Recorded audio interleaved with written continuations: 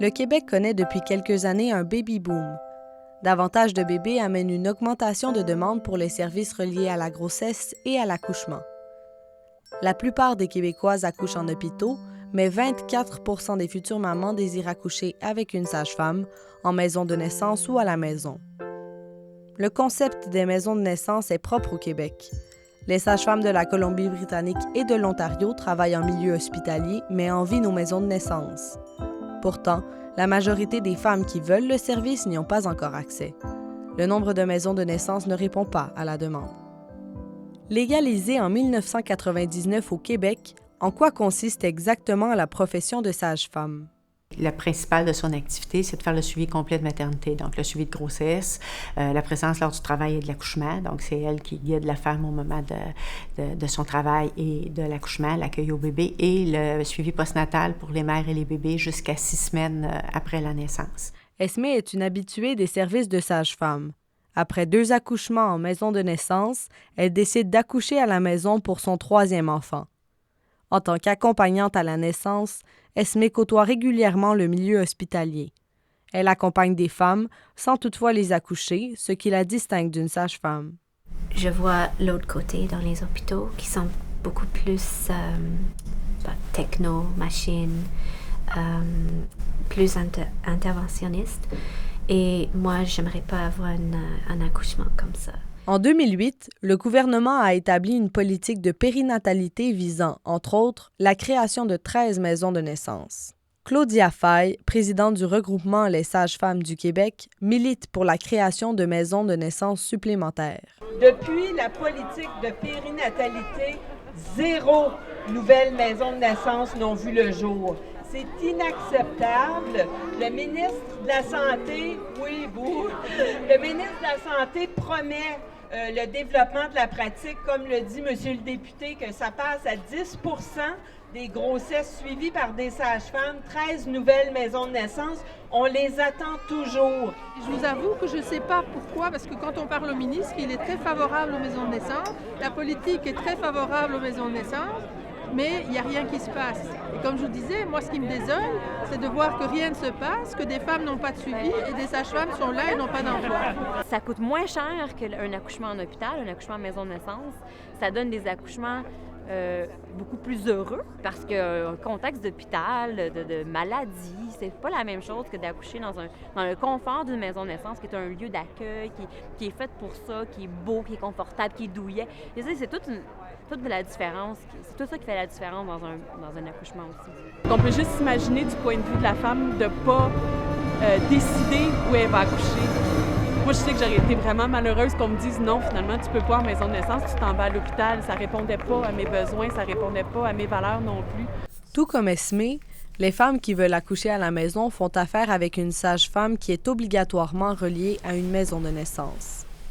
C'est dans ce lieu que se déroulent les rendez-vous pré- et postnataux. Le retardement de l'implantation des maisons de naissance rend la situation difficile pour les sages-femmes qui entrent sur le marché du travail.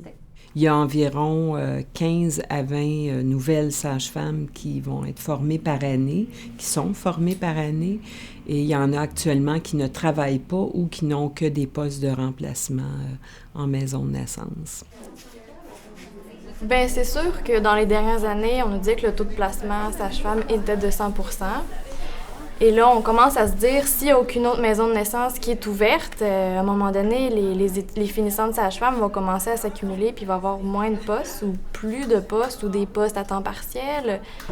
Donc, nous, on sort dans 4 ans, puis on se dit, où est-ce qu'on va se placer dans 4 ans?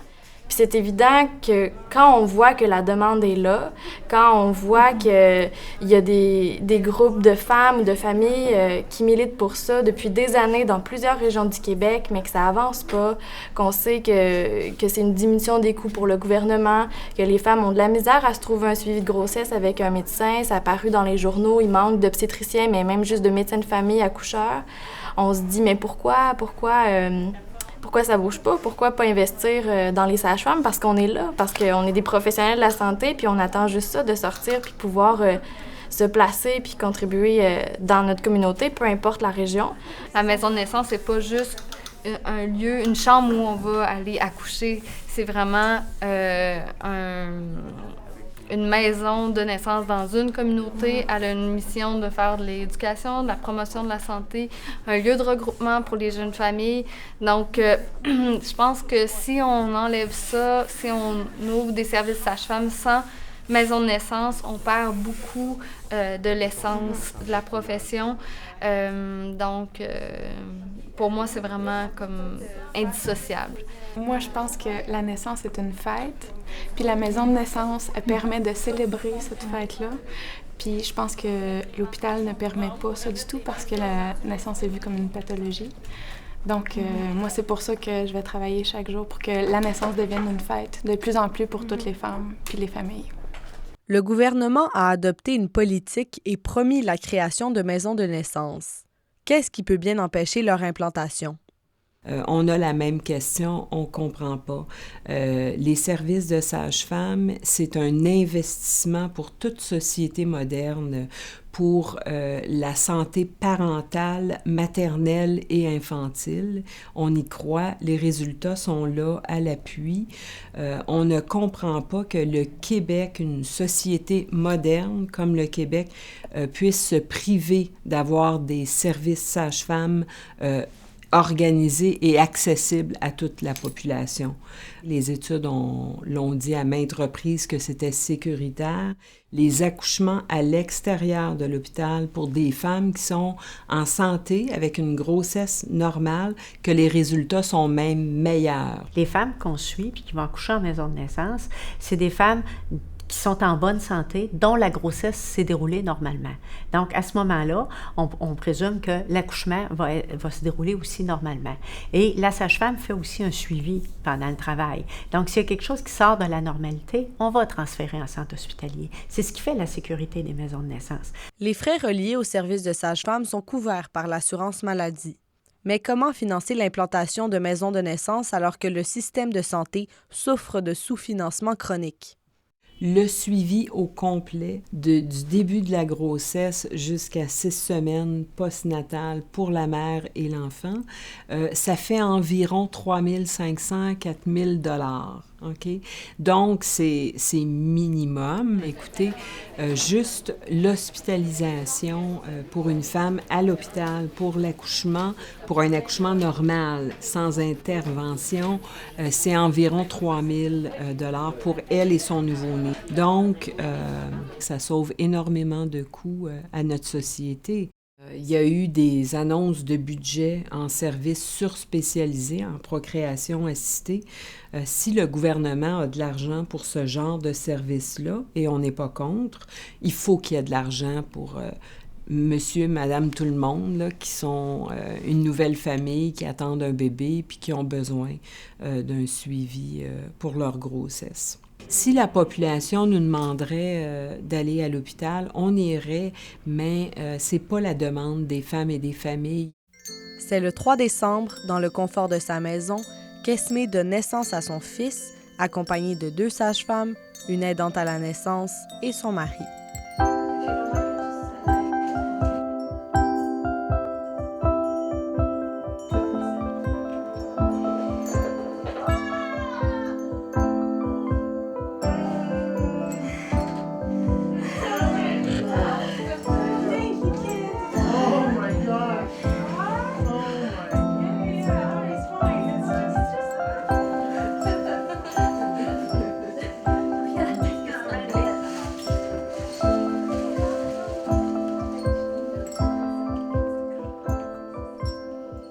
Il y avait une tellement belle équipe qui était là et tranquille. C'était exactement ce que j'aurais rêvé en fait, comme accouchement à la maison. Pour lui, je crois que c'était beaucoup plus smooth comme transition aussi. Dans plusieurs pays, la majorité des accouchements sont effectués par des sages-femmes. En France, elles font partie de l'équipe de soins hospitaliers, tandis qu'aux Pays-Bas, une grande proportion des femmes pratiquent en dehors des hôpitaux. En 2008, le gouvernement a pris la décision d'implanter 13 nouvelles maisons de naissance. Les hôpitaux sont engorgés et les médecins manquent. Qu'attend le gouvernement pour mettre en œuvre la politique de périnatalité qu'il a lui-même instaurée.